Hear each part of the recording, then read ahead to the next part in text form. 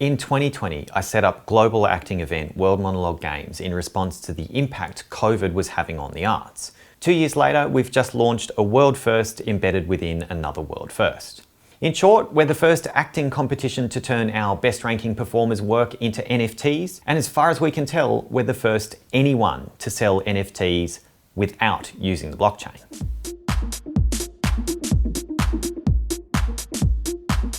Let me step back. In early 2020, the pandemic was starting to take off around the world and more countries were announcing lockdowns. It quickly became clear that the arts and entertainment industries were about to get decimated, since both live events and film production wouldn't be possible. I set up World Monologue Games to create a new platform for both actors and audiences, running it as a series of live stream events with a judging panel and viewer voting, sending the best performers into the regional finals and the best of the best to the global finals. The amount of interest was way better than I expected, with ultimately thousands of actors from 80+ countries registering and over 100,000 views across all of our videos in the first year.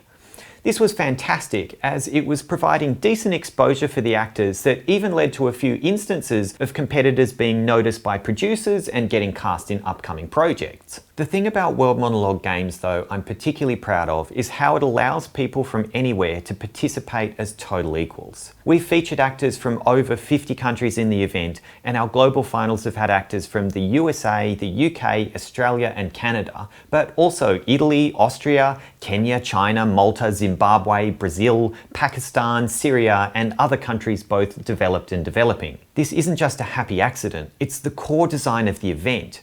To make something truly inclusive, you have to actually remove the barriers that prevent inclusivity. It's not something you just say you're going to do, it's something you have to design your business to facilitate. We did this in a number of ways. We ignored age, race, gender, sexuality and other aspects of performers' identities, beliefs and backgrounds so that these things weren't an advantage or a disadvantage. They're just not factors. Our judging panel is made up of professionals from all over the world with different backgrounds in the creative industry so that the judging outcomes are based on a wide range of viewpoints. We allow actors to perform in any language so non-English speakers aren't disadvantaged by having to compete against people speaking their first instead of their second language. And this proved successful because the proportion of non-English speakers who made it to the regionals and globals is exactly the same as the proportion of English speakers to achieve the same. Beyond these and some other small measures, the most important barriers we broke to make World Monologue Games truly inclusive are geographic and economic ones. An actor is extremely unlikely to win an Academy Award if they can't get to one of the major movie-making cities. You basically have to be in Hollywood to be in a film that's in the running, and most people in the world don't have the money to travel internationally to get noticed in the first place. We removed this barrier for the games by giving everybody a free entry into the event and emphasising performance over production quality so that people with basic equipment don't get penalised. This means that anyone with a phone and internet connection, around 80% of the global population, can take part as equals. And if you were wondering, no, we don't think we saved the industry from the pandemic or that we're better than Hollywood. We didn't and we're not. But with almost no resources and no funding whatsoever, we did our bit to keep the creative world going during tough times. And we've created a framework that truly allows everyone to participate as equals and proves that when it comes to an actor's identity, audiences really don't care. They just want to watch good acting. And World Monologue Games gave them a cross-section of great actors from across the globe.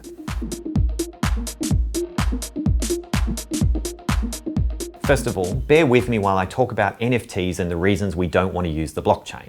It's important context in understanding why it is I think what we're doing here is kind of cool and has the potential to shake things up in the creative industries. Okay, so NFTs or non-fungible tokens are a relatively new concept. Put simply, an NFT is a mechanism to prove the ownership of a digital asset. If you buy an NFT, you own it, even though most of the time other people can download it, distribute it, upload it somewhere, use it as their avatar, etc. But only the person who bought it can claim to be the owner. NFTs are tied to the blockchain and cryptocurrency. A blockchain is a type of database which, to be reductionist, cannot be modified, only added to, and is hosted by a number of users with exact copies, so it's extremely difficult to hack. The data on it is also publicly available to everyone always, and this is by design. Cryptocurrency isn't really a currency, but a highly volatile, speculative pseudocurrency that can only really be used on the blockchain itself and not in the real world in any meaningful way. When you buy an NFT, you have to buy it through a marketplace that sits on a blockchain, and you have to pay for it with cryptocurrency that you access through your digital wallet. Putting an NFT on sale involves paying gas fees to mint it onto the chain, or you can mint on demand at the point of sale, where you can choose to pay the gas fees or pass them on to the buyer. That's a super simplified version of some of what happens in the blockchain NFT crypto space. It's an incredibly complex and involved area that requires a decent amount of technical knowledge to properly understand.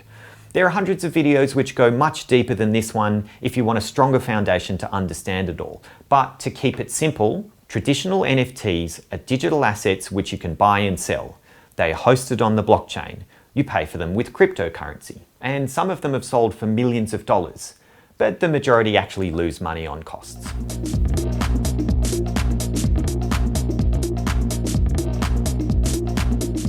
The blockchain world, or Web3, has a few problems. The whole environment is absolutely rife with scammers and hackers, with $85 million being lost or stolen in the 30 days prior to the filming of this video. The problem is, there's no recourse if you lose an expensive NFT to a scam or a mistake, as a transaction that succeeds cannot be reversed even if it's known to be a scam. So long as it follows the technical rule of the blockchain, once it's done, it's done. There's no consumer protection, no regulation, no compensation. No phone call from the bank saying, do you really want to sell this for 100,000th of its value? It's just gone. There are even examples of exchanges stealing customers' cryptocurrency and marketplace staff conducting what would be called insider trading and be illegal on the regular market. Web3 is filled with problems like this. Another issue is that the value of an NFT on the blockchain is tied to the chain's cryptocurrency or coin, and cryptocurrencies are highly speculative and fluctuate wildly in price. If I sell an NFT today, the crypto I get for that sale could be worth 20% less tomorrow. Even if we get a good sale price, we don't know what World Monologue Games and the artist will get, since the value of the cryptocurrency can change very suddenly. And yes, it could go up, but hoping it goes up instead of down is what you could be excused for thinking of as gambling. Personally, I'd rather cash. Scams and speculation aside, I have other issues with NFTs. Web3 proponents claim that blockchains are secure and immutable. They're very hard to hack. Any chain is hosted by innumerous users, so the data is backed up many times over. But there are a couple of reasons why the NFTs themselves aren't as secure as you might be led to think. An NFT is made up of a token, which is more or less a serial number, and a link to the file itself. If the NFT you've bought is a video, it won't be hosted on the blockchain itself because of file size limits and prohibitive costs. The actual file, the video, will be hosted on an ordinary server, and it's just as likely to go down or get hacked as any other server. The file your NFT is pointing to could be replaced or removed, and your token will no longer point to the correct file or anything at all. Chains can also fork. Because a blockchain can't be edited, only appended, there's no way to reverse any transaction that's happened on it. There have been occasions where the owners of a chain are in such fundamental disagreement with each other that they create two versions of the chain, and each version continues from that point in time, the fork. But now there are two different blockchains continuing in different directions. So which one of these contains your real NFT? An NFT is meant to be unique, but two identical to a point chains now have the same copy. One of these chains might die out, but sometimes both live on, so there's a risk for your NFTs. There's another issue with NFTs on the blockchain: art theft. There is an enormous amount of art theft in the NFT space. People who are not the owners of a piece of art are minting other people's work onto the blockchain, then trying to sell it. Yes, piracy and the theft of digital content has been around for decades, but there are a couple of problems the blockchain makes way worse. Firstly, users are anonymous on the blockchain. While there are ways to find out who some users are some of the time, it's considerably harder to figure out who someone is on-chain than off-chain. So when your work gets minted as an NFT without your permission, good luck taking whoever to court. Secondly, removing anything from the blockchain is considerably harder than, say, contacting a platform like YouTube and filing a copyright complaint, which is already a sucky process that doesn't necessarily go the way you want. It's just that much harder to do anything about your work being posted legally by random anonymous users on the blockchain than it is in other environments. And if the file associated with the NFT does get taken down, the buyer loses out. There's no compensation for them, now they just own nothing. And while I could continue with more and more reasons why we don't want to use the blockchain, I'll finish with this. NFTs are rarely about the art. It's a culture of speculation, of people buying them in the hopes of selling them to the next person at an enormous profit, who hopes to sell it to the next person at an enormous profit, and so on. I don't want to sell in a space where the art isn't valued. I prefer the analogy of fine art. Yes, you can buy a painting as an investment, but most paintings are more valued artistically than they are financially. They are first and foremost art. And yes, a lot of art is rubbish and ridiculously overpriced, but even still, there's a much stronger correlation between quality and value with fine art than with most NFTs. This isn't to say that there's anything intrinsically wrong with buying or selling traditional NFTs. Sure, it's risky, but more power to you if you want to play in that space. It's just that for me, I'd rather stay away from an environment which will treat what we're doing mostly as a transaction, because I hope to find buyers who care about the artistic merit of the work we're selling. I'll talk more about the work in a moment, but before I head there, I wanted to explain how we're able to sell NFTs off the blockchain.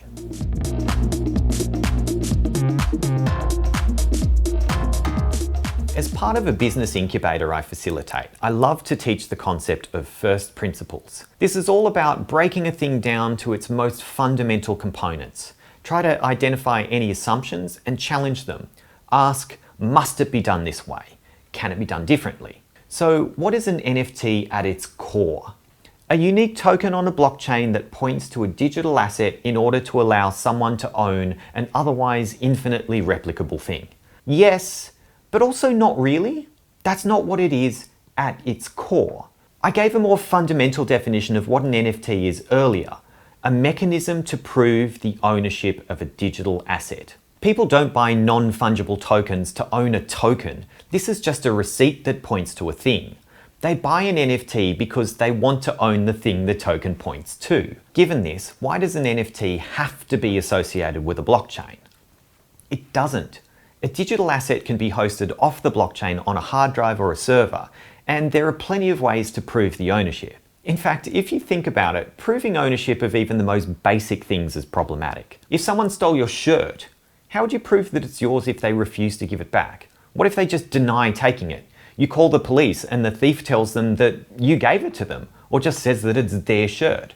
Who will the cops believe? Without going further down the rabbit hole, let me explain how we do our off-chain NFTs. Firstly, through working with an intellectual property lawyer, we've drafted multiple contracts to handle the IP between the different parties involved. The artists, World Monologue Games, the buyers, and any secondary buyers for resales. The artists have given us the rights to the videos in question, so buyers can be confident they're getting something the seller is actually allowed to sell. Unlike many traditional NFTs which only sell you a token that points to a thing, we've properly handled the IP with our off-chain NFTs, so all parties know what they do and don't own and what they can and can't do with their asset. These contracts also function as proof of ownership. Anyone who claims to be the owner but doesn't have a countersigned contract isn't the owner. We also have validation mechanisms which, at the time of creating this video, are this: the owner's name and sale price on our website, the owner's name and sale price on the description of the YouTube video, a printed and handwritten certificate,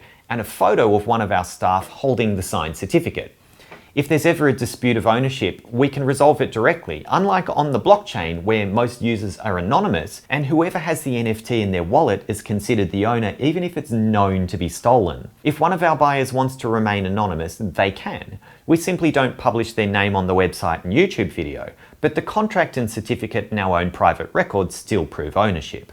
There's more details to it than this. But when you follow the fundamental principle of an NFT being a means to prove who owns a digital asset, you don't need the blockchain. Yes, it has some great benefits such as excellent security and built-in functionality to handle sales, etc., but it isn't essential.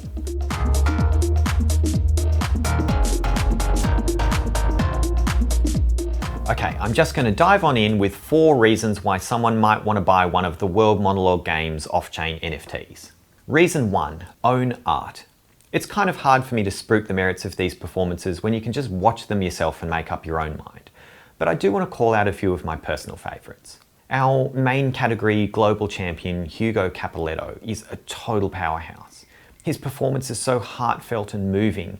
Rafael Ferenc is absolutely terrifying and utterly convincing as a mad and I really love the passion and energy and creativity of young Syrian performer Jasmine Ghanem. Going deeper than the performances themselves, they also represent achievement. Over 700 actors submitted to the Games in 2021, fewer than half were invited to the regional finals, and only around 10 or 20 in each category made it to the Globals. Every stage involved evaluation by a panel of judges, with viewer votes also factoring into the regionals and globals. These actors were the best of the best, and making it to the globals is very competitive, not to mention finishing the season on the podium. The wider context is that the actors are all performing as equals despite their backgrounds, beliefs, countries, languages, economic circumstances, etc. For an event which truly allowed anyone in the world to participate as equals, these performers were truly among the best. Reason 2, support the artists and the games. Buying one of these NFTs provides income to the artists, contributing towards their ability to have a viable career in a ridiculously competitive industry. Some of the actors have fantastic visions for future projects, so a sale can help them make these projects a reality. For example, main category bronze winner Victoria Hopkins is working on a feature film, which a monologue was actually an excerpt from,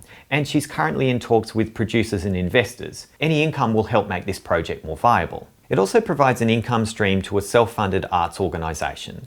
World Monologue Games seasons run for 6 months and we run the event for zero income. In fact, we've even lost a small amount of money on costs. But losses aside, we'll always allow every participant to have a free entry, as this is central to making the event accessible for all. Not only does financial support allow us to build enhancements, advertise more and amplify the benefits we give to performers, it just keeps the whole thing going. Reason 3, invest in art. I want to start by saying there is no guarantee our off-chain NFTs will go up in value.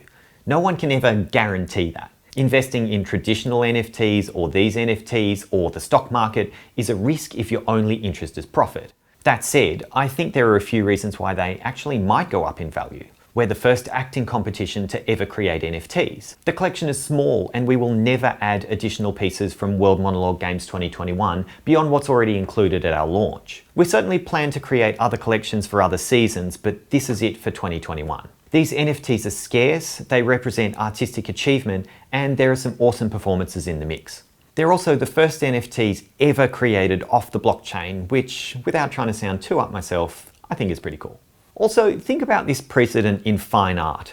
A new artist's painting might be worth a few $100 or $1,000, but if they become famous, their work can skyrocket in value. If these actors become big commercial successes, it's fair to say these NFTs could increase in value in the same way. In fact, that's a great segue onto reason 4, and part of the title of this video, creating a new market. The creative industries struggle. Most artists make a marginal living at best or have to work other jobs to survive. Yes, we see movie stars and performing artists making millions, but they're the elite, the absolute minority. Of the many thousands of artists I've worked with over the last decade as a producer, I barely know any who make a living doing nothing but their creative work. Even most arts organisations rely on funding and philanthropy to keep the doors open, with only a small number being self-sufficient and enjoying economic success. In order for the industry to thrive and not just survive, it needs more money. Grants are not the answer, at least not in the long run. Funding can evaporate as soon as a policy, budget, or funding priority changes, so it's not a sustainable solution. In addition, so much of funding is what you'd call giving fish instead of teaching a man to fish, so it doesn't lead to individuals or organisations making their own money. They remain reliant on it and thus volatile. Basically, the best way the industry can succeed is to bring in new consumers, not a short-term cash injection, a new market. And that's what we're hoping this project can do, to function as a blueprint for an entire new market, to create ongoing new value in a cash-strapped industry. Most NFTs on the blockchain are centered around the speculation, the future value you'll get from selling it to another buyer, and not the art. When the art only functions as a vector for the speculation, it isn't intrinsically valued. By decoupling NFTs from the environment they were born in, the blockchain, we want to show that an off-chain NFT is first and foremost about the art. So here's the pitch. Artists and arts organizations can replicate this model. The two most important elements are to get proper IP agreements between all parties, and it's pretty obvious to say that working with an IP firm is a good idea, and to have a way of proving ownership that's more than just a name on a webpage somewhere.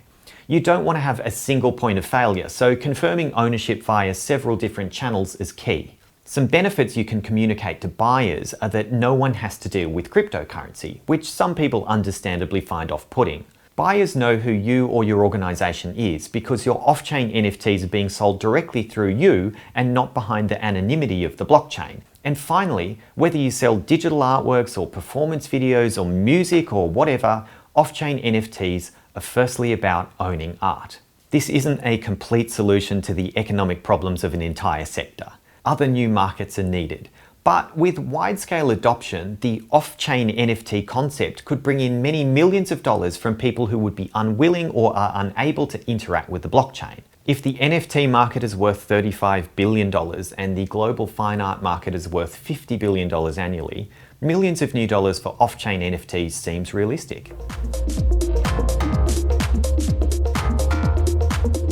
I don't think this discussion would be complete without me sharing some thoughts on the concept of value. A common criticism of NFTs is that they can be downloaded, copied, and distributed without any loss of quality. Why pay to own a JPEG if someone else can use it too? It's a totally fair argument, but it's not exactly a unique scenario. To return to the fine art analogy, a painting can be so convincingly faked that only an expert with specialized equipment could tell. If 99.9% of people can't tell the difference between the Mona Lisa and your fake Mona Lisa, shouldn't they be about equal in value? They're not. The fake would be worthless relative to the real painting, but it's effectively indistinguishable. So why should we value a real painting if you can't tell it apart from a fake? The short answer is, because we do. The value of anything is only what someone else is willing to pay for it. If the claim of ownership of a digital image is valued, then it's valued. The fact that NFTs regularly sell for hundreds of thousands or even millions of dollars show that they are, in fact, valuable no matter what their properties are. Value is also subjective. I wouldn't pay $100 for a signed baseball, let alone $500,000, because it does the same thing as an ordinary baseball and I don't even want a baseball. The fact that I'm uninterested simply means it holds no value to me personally, but other people will pay a fortune for it. Sorry to sound completely uncultured, but I'm not a fan of Monet and would bluntly only ever want to buy one of his paintings to sell it for a profit, not for my own personal enjoyment. In fact, I'd be just as happy with a fake.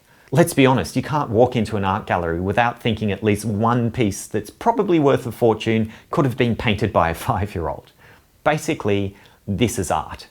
So with NFTs, their existence has proven that people do indeed value owning a digital asset, even if that asset can be accessed or even used by other people. So whether you have any personal interest in them or not, they're a thing now.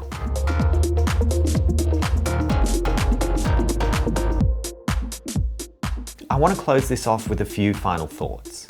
I do want to profit from this project. I'm working as a writer and producer, and I'm unashamed to be finding new ways to monetize my career. I also want the organisation I set up, Monologue Games, to grow bigger and become more impactful, and these NFT sales will help this aim immensely. But I'm also an advocate for the creative industries. I stopped working as a project manager in corporate because I wanted to dedicate my entire attention to making the sector perform better, to be more economically sustainable. I hope the industry can adopt this off-chain model and use it to bring in more income and opportunity. I especially want to enable our actors to have better careers, and for those whose personal or economic circumstances aren't the best, hopefully even better lives. We've actually structured this project so that resales have to come through us and we take a small commission, which means the artists continue to get paid over time, and I really hope this helps them. Okay, well, thank you so much for sticking to the end. Please check out our collection, and I hope that at the very least you get to enjoy some kick-ass performances, even if owning an NFT isn't your thing. See you later.